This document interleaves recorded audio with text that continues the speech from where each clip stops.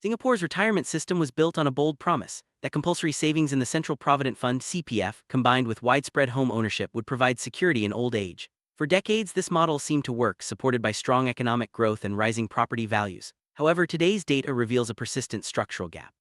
Only about 40% of CPF members meet the full retirement sum, another 25% reach the basic retirement sum, and a significant 35% fall short even of the basic threshold. This isn't a minor issue. It signals that the system as currently designed doesn't fit the realities of a large segment of Singaporeans. The gap is shaped by changing work patterns, wage stagnation, and the heavy use of CPF for housing.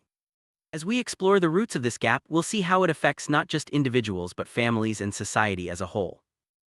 Many Singaporeans, the HDB flat is more than just a home. It's seen as a retirement asset, a nest egg for old age. Policy and public messaging have long reinforced this idea, encouraging the use of CPF savings for home purchases. Yet as the housing stock ages and demographic pressures mount, the hidden fragility of this model is becoming clear. The 99-year lease structure means that as flats age, their value can decline sharply, especially after 40 years. Seniors who plan to monetize their flats may find the market offers less than expected. Moreover, many are reluctant to downsize or sell, due to emotional ties, community bonds, and the complexity of monetization schemes. This leaves a growing number of seniors asset-rich but income-poor, with much of their wealth locked in depreciating property and insufficient liquid savings to cover daily needs. 35% of CPF members who cannot meet even the basic retirement sum are not a random group. They are often those with low lifetime earnings, irregular work histories, or long periods of self-employment without strong CPF participation. Many are women who spent years in caregiving roles or workers in sectors with weak bargaining power. For these individuals, the CPF, housing, retirement model simply doesn't fit their lived realities. Stories reveal how economic structure, social norms, and policy design intersect to create gaps that are hard to bridge. Heavy reliance on housing as the main asset, especially among lower-income groups, further exposes them to market risks and lease decay. As a result, these seniors face lower monthly payouts, tighter cash flow, and a greater risk of old-age poverty, pressures that ripple out to families and the broader society.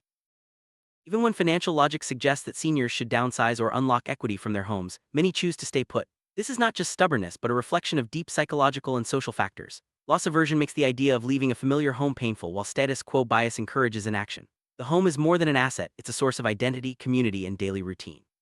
Procedural barriers, mistrust of financial products, and the complexity of monetization schemes further deter action. As life expectancy rises and lease decay accelerates, the tension between staying and moving becomes more acute. Without policy reforms that account for these behavioral realities, the retirement gap is likely to persist, leaving many seniors with insufficient income despite substantial paper wealth. To address these challenges, Singapore needs a new social compact, one that decouples housing from retirement security and recalibrates CPF for longer lifespans. Reforms could include capping CPF withdrawals for housing, boosting retirement account balances, and introducing longevity insurance. International models offer valuable lessons. Denmark's pooled annuities, the UK's state pension floor, and innovative equity release schemes can help reduce reliance on housing as the main retirement asset. By shifting towards more diversified and resilient retirement income streams, Singapore can ensure that the promise of dignified aging remains within reach for all, not just the fortunate few.